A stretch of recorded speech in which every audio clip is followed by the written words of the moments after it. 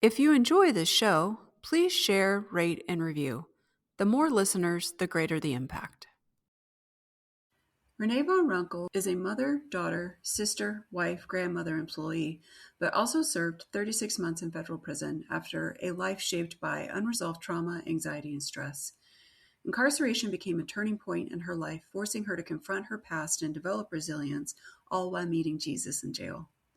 She now uses her experience to help others advocate for systematic change and support rehabilitation before and after incarceration through her organization called Connecting to Cope.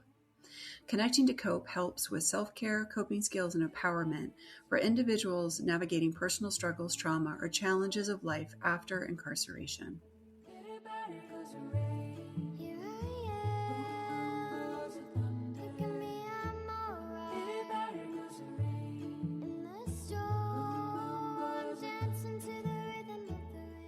Welcome home, where healing and restoration are celebrated in stories from those who have walked through fire and come out the other side. Welcome to the Pursuing Redemption podcast, with Heather Shore.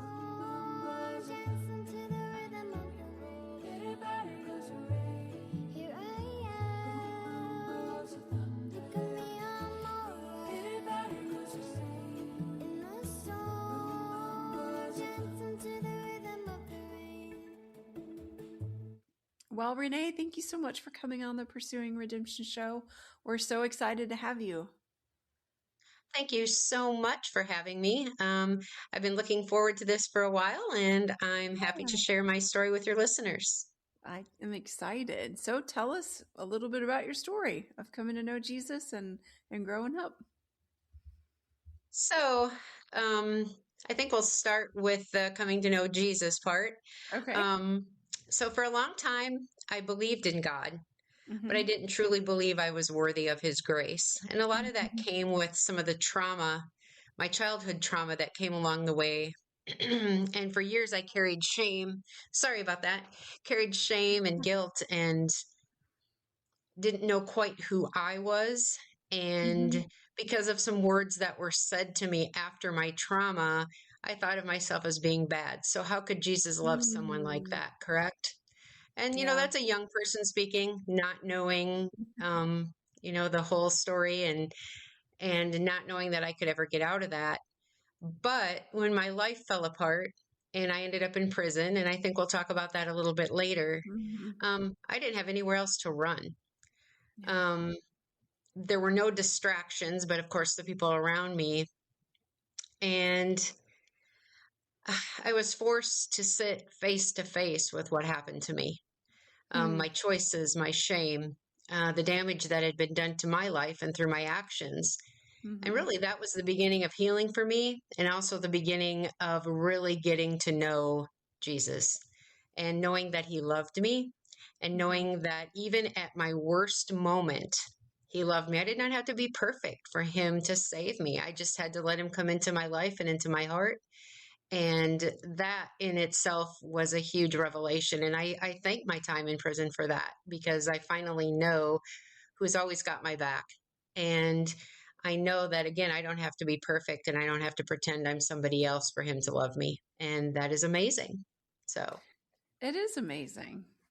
Can you explain some of what you went through in childhood and how this impacted the beginning of your journey? I can. Yeah. As a young, like a preteen, I experienced sexual abuse. And most of it was a one-time situation. There were some other things that happened along the way as well, but I was assaulted by some boys that were in my hometown. I lived in a tiny town in southwest Minnesota, and everybody knew everybody. It's the kind of town where your parents knew what you were doing before you got home because someone called them. So that's exactly the kind of community that I lived in. And so the boys who assaulted me, I trusted. They're a little bit older than me, but I had known them my whole life. And that really led me to not trust anybody, and also led me not to trust myself, because I felt I was silly enough to go along with them. And that wasn't right away. I was too young to really think that. But then as I got older and I looked back, that is something that really came into place. Along with that, and because of my trauma at that age, I became someone who constantly, and I mean constantly, tried to people please and earn approval. Hmm. I ignored myself. I buried my own emotions, and I put everybody else in front of me. I was carrying fear, shame, confusion, and most of all, that trauma that was not resolved. Sure. So I'm sure that led to, a lot of different decisions. it did, and looking back now, I understand that untreated trauma can shape anybody's life, right? Mm-hmm. Um, and there's so many people out there who haven't dealt with their trauma, people from young kids all the way up to older people. And Mm-hmm. that is what I did when I was in prison is I know you're never supposed to make a deal with the Lord, but I did. And I said, if he helped me get through what I was getting through, that I promised that I would try to help people who were like me and Hmm. try to make it so they never had to go through exactly what I went through. And that Mm. and that is what we kind of did. He said okay, but and I've held my end of it and he's held his end of it, so we're pretty good because he's always by my side. And um like I say, I have developed a company, and I know we'll talk about that a little bit later. That is the sole purpose of it is really to help people heal, and Mm-hmm. also to fight some inequalities in our criminal justice system. But we'll get into that a little bit later. Yeah.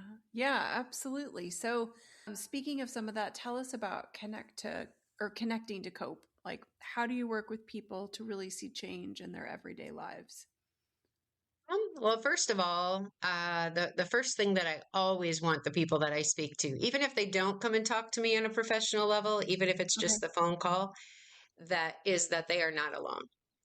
Hmm. And I try to feel them out. I don't base everything on a religion basis, because some of the Sure. people I want to Yeah. help, and if they don't like the fact that I'm a Christian, if they are a different religion, I can refer them to Yeah. someone else. Yep. But sometimes that doesn't matter. It's Okay. just the human connection, thus the connecting to cope, right? Connecting to cope is actually named after my dog. I had my Nice. dog named before I had my company. And when I was in prison, I also told my husband that I was going to get a dog, and his name was going to be Cope. And Mm-hmm. because he was going to be my biggest coping skill. And um, so connecting to Cope, the name came from Cope. Mm-hmm. And just because by connecting to him and by finding something that I could lean on, without any repercussions and any judgment except for an occasional side eye, um, I could I could depend on him. So that is really where connecting to cope came from. But the people that I try to help, they deal with trauma from abuse, from incarceration. Mm-hmm. I talk to people now who have caregiver stress, and that's such a huge thing Mm. in our country right now because of Sure. the changing demographic of our population. Um, I try to stay informed about different things within the trauma treatment world, though I am a peer advocate, not a counselor of any kind. Okay. Um, and I also tried to stay rooted in that human connection, thus the connecting to cope thing. Um, but healing isn't just talking about pain. And I try to tell them that too. It's learning our boundaries. Boundaries are a huge part of healing. Mm-hmm. We learn good coping skills, and we go through that. Emotional regulation, controlling what comes out of your mouth, what is in your brain, the different things that we can do to choose the good path and the not so good path. And Mm-hmm. it was my choices. And I made choices, obviously, that led to consequences that led me to prison. So we Mm-hmm. talk about choices a lot. And I take full responsibility for my choices. Sure. And that led me to prison. And that's something that we talk about too when I'm talking to people through connecting to cope, is that we can make, some choices are made for us, right? Like a Mm-hmm. trauma situation, that choice was made for me. But how I Mm-hmm. reacted to that is my choice. Sure. And so we really do a lot with that. Um, I really try to talk about prayer as a coping skill and meditation as a coping skill and just time alone as a coping skill. And also taking accountability, which again was very important in my healing, Hmm. taking accountability for my portion of what happened. Because Sure. yes, I was abused, I was assaulted. That is part of my story, but the choices that I made afterwards were totally mine. And even if they were unconscious or conscious or whatever we want to say, they still were my choices and they led to me hurting people, which again, I take full accountability for. And that's a really tough row to hoe. And that is where things like grace come in.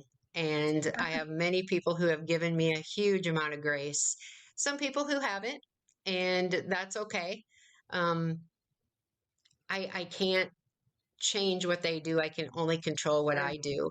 And Yeah. I understand that I did hurt them and I did lose their trust. So Hmm. that is also something that I can talk to people about is Yeah. that, we broke a bridge, right? And it's really Hmm. hard to mend that bridge because, what side are you going to start from? Who's going to do the middle? Two people have come so far, but it's really hard to get that middle together of the bridge. And so we talk a lot about that too, because I'm still living that in my own world. So I can use real life situations when I'm Yeah. talking. So that's it. So did I answer your question? You did. I think that's Okay. amazing. So, can you tell us a little bit about your time in prison and what led you to serving in prison? Like I told you before, I Hmm. made choices that led to consequences that led to punishment. And that Sure. punishment was prison time. And, I had spent years living disconnected, from Hmm. myself emotionally and more importantly, spiritually. So Hmm. I did not have that accountability to the Lord that I have today. Sure. And my prison time of 51 months was due to a charge called wire fraud, or excuse me, mail. I got charged with mail fraud. Sorry.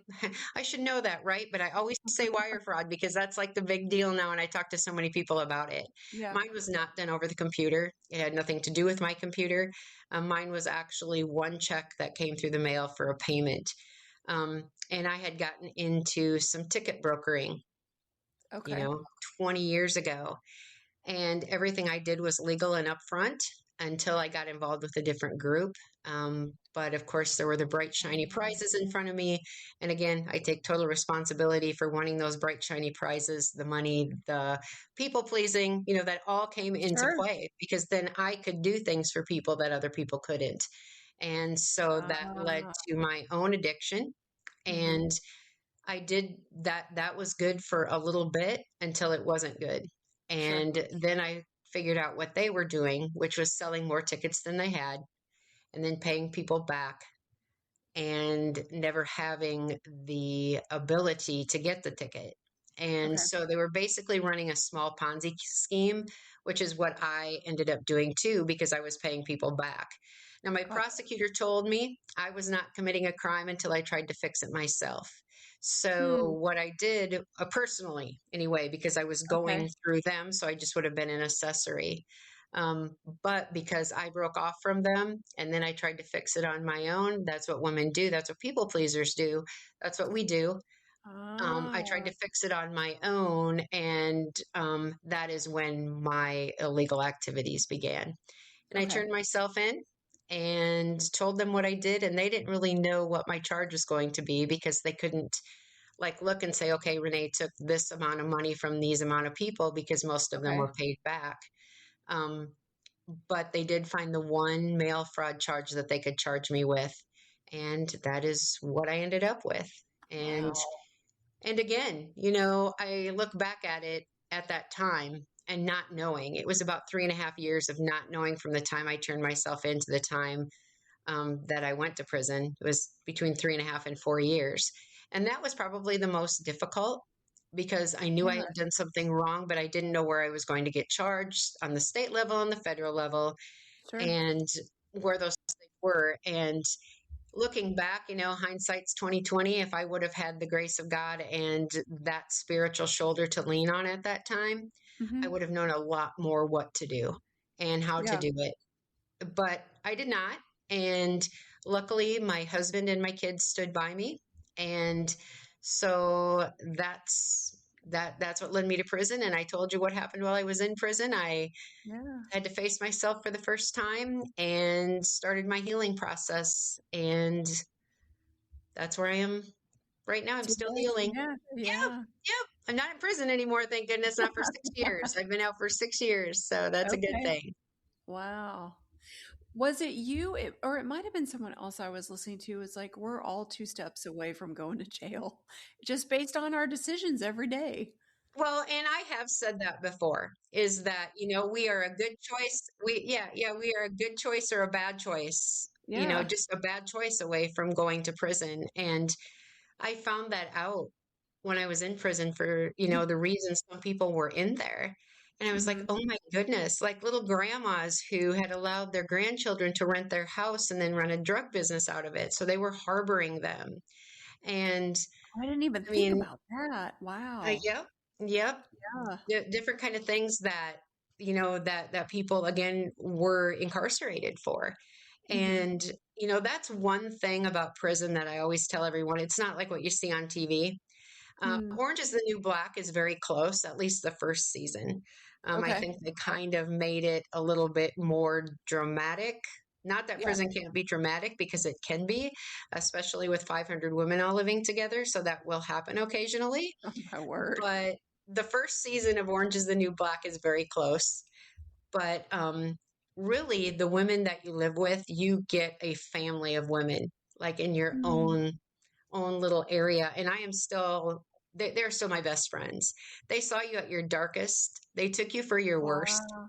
and they are still your friends, and they still love you in or out. And it is an amazing thing. And very thankful for those friendships that I built and that sisterhood Sure. that I built. So, Probably a lot of people wouldn't even think about that or say that. That's really neat to hear.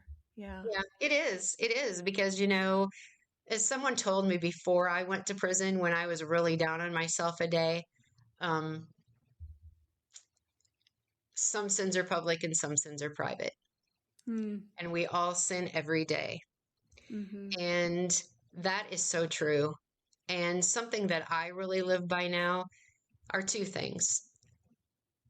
I may not like your sin, but I'm going to love the sinner, because Amen. I can't choose that for anybody, and we all sin. So I may Mhm. not, like your actions today, but I always love you. And that is a fellow Christian and a fellow person of God, and that's just what we do, because he may not Yeah. like what we do, but he always loves us, right? Yeah. Yep. And also, instead of saying, "Oh my goodness, what did they do?" Now I Mm. say, "Why did they do that?" And because there's usually, if someone does make a poor choice and it's a public poor choice, you can look at that poor choice and you can probably figure out that there was something in their background or their past, or something that was not resolved.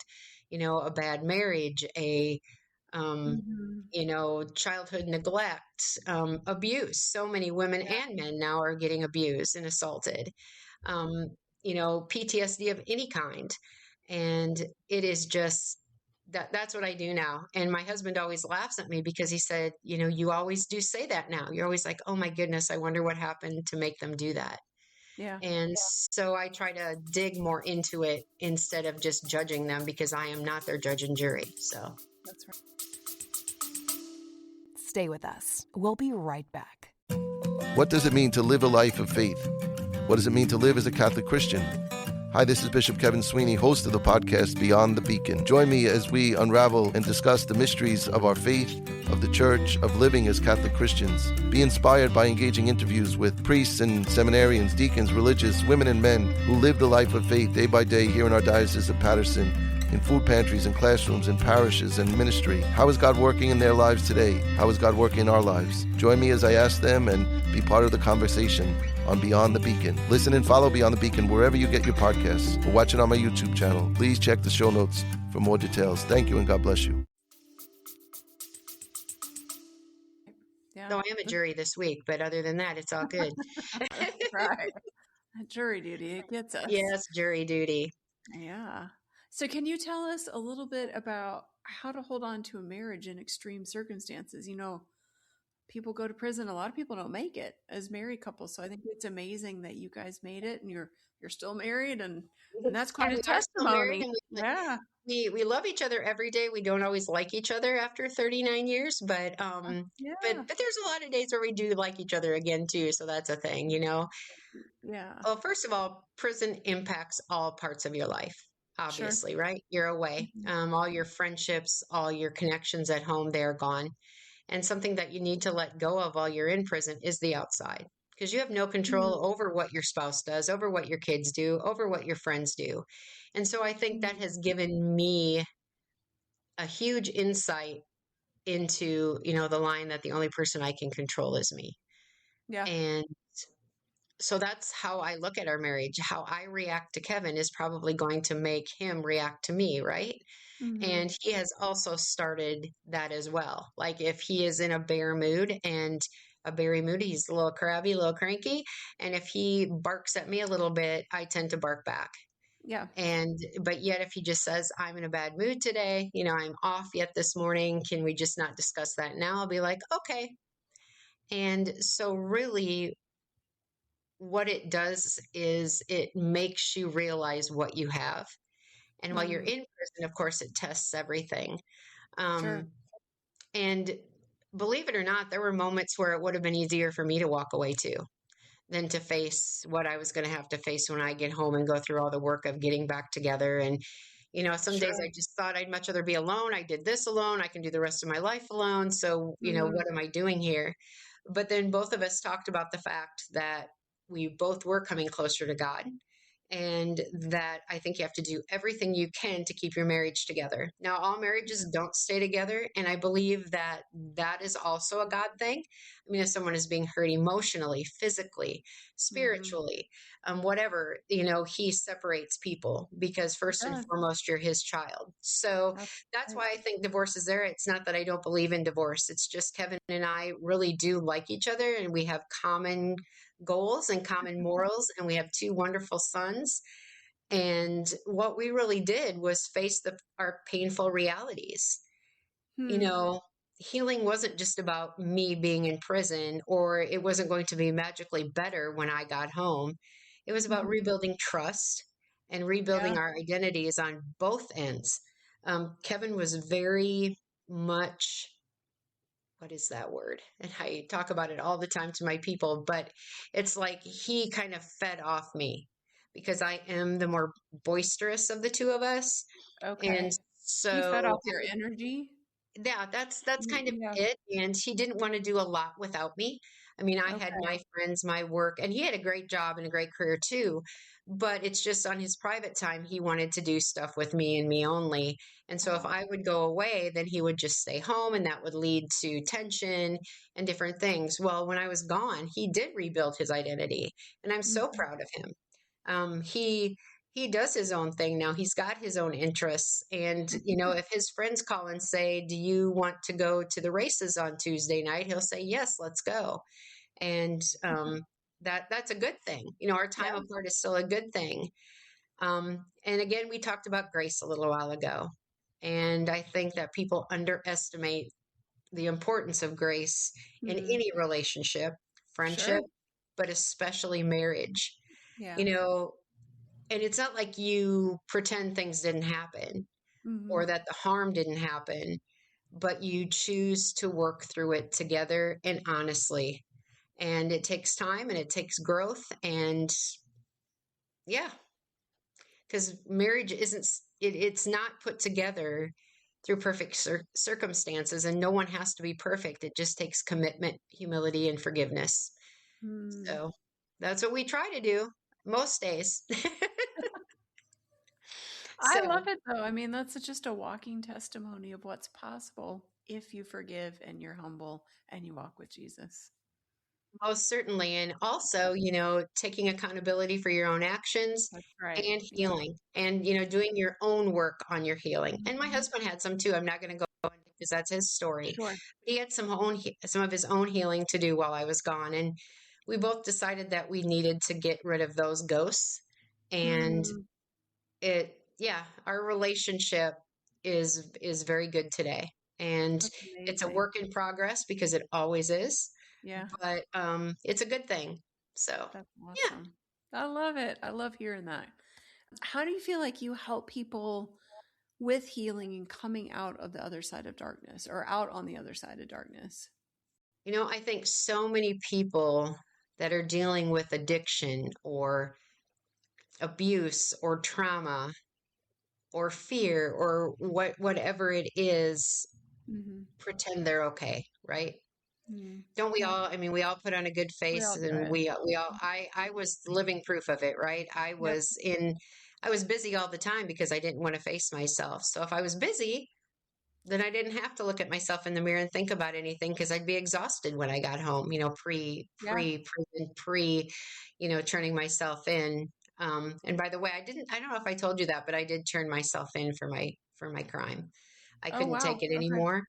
Yeah. Yeah, and I couldn't take it anymore. I couldn't look at myself in the mirror anymore. So I turned myself in, and everything they found me on was on my computer that I gave them. They didn't even have to get a warrant or a subpoena. I just gave it to them, and I was never arrested, which is just so weird. My guards used to tease me, and I guess I never thought about it until they made it known to me, and they're like Van Yeah. Roekel, and I'd be yeah, because they never called you by your first name. They'd say Van Roekel. I'd be like, yeah. They'd be like, you were never arrested. You were never indicted. You were never put in handcuffs. Why are you here? Well, it's not for the pleasure of it, sir, but it is indeed for the fact that I committed a crime. But Yeah. there are some really good people that wanted to help you and wanted to see you get out while you were in. And, that leads back to what we were just talking about is helping people with healing. And there were a lot of good people in prison who wanted you to know that you were not in your journey alone. Mm-hmm. And, whether you chose them to be your, shoulder to cry on, I became closer to Jesus when I was in prison, closer to God, closer to my spirituality. But I also had a couple really good people who helped me there, and I cannot even pretend to be as good as some of as they were, Mm-hmm. but they taught me things like grounding skills and emotional regulation, things we talked about before, how to communicate, not to be assertive in your communication, but not to be aggressive, Yeah. um, and also to know that healing is not on anyone else's timeline but yours. And it's also not linear. There's going to be setbacks, there's going to be hard days, and there's going to be steps forward and steps back. But every Yeah. step towards healing and towards being honest with yourself and honest with others is going to be a step that matters. And you can survive darkness and you can still become someone who helps bring light to others. And that's what I try to Mhm. tell myself when I'm having a bad day. Yeah. And that, again, God doesn't see me as my worst offense. He sees me as a whole, imperfect, beautiful person. And that's what I try to remind others of too, that, you're not going to just say, okay, I'm going to get healed and in 30 days it's all going to be done. I'm sorry.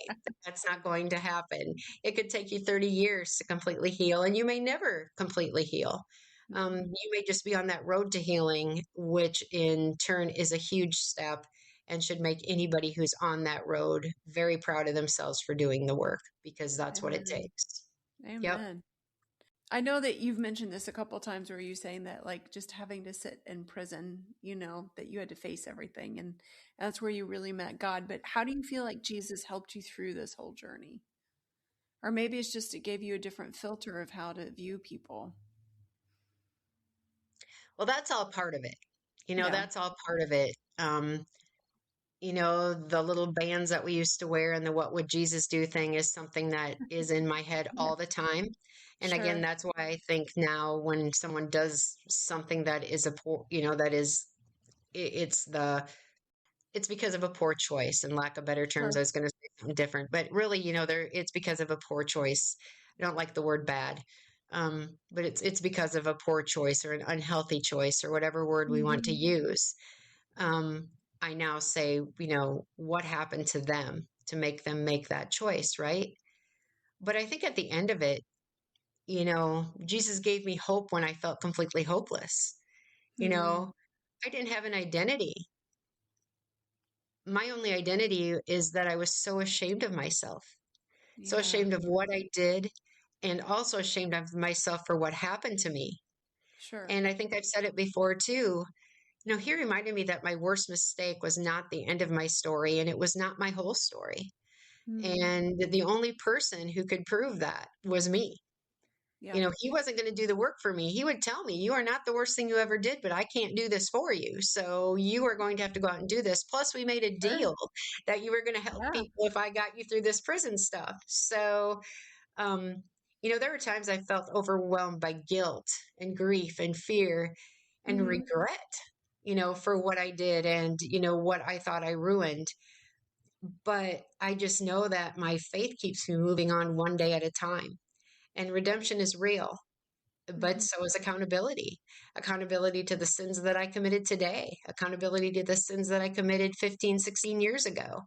Sure. And I have asked for forgiveness and I have been forgiven, but that never gives me the right to go back and, rehash one of those sins. Not that I won't ever, because ever is a really, really long time. But I'm going to work hard every day not to do those things and not to repeat them. So, So, speaking of redemption, if you could tell someone to pursue redemption and chase after Jesus, what would you say?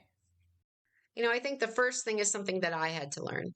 And that's, I think, no matter what they've done, no matter what has happened to them, no matter what they've been through, Mm-hmm. they are not beyond redemption.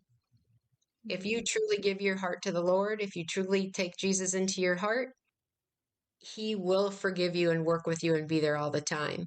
It's the shame in us that tells us to hide from the things that are happening. And I Mm-hmm. think it's the faith that tells us that healing is possible. You know, Sure. the devil wants people to believe that, they are too far gone to be forgiven. And that is so not true.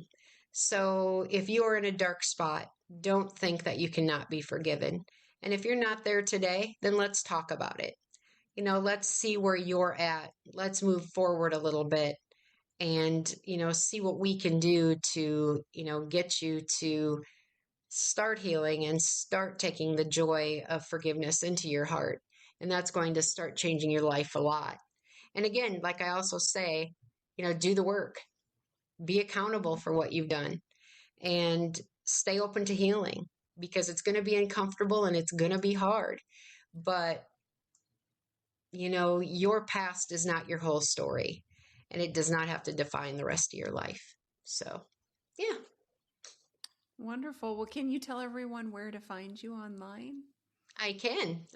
My company, again, is called Connecting to Cope, and it's named after my wonderful golden doodle.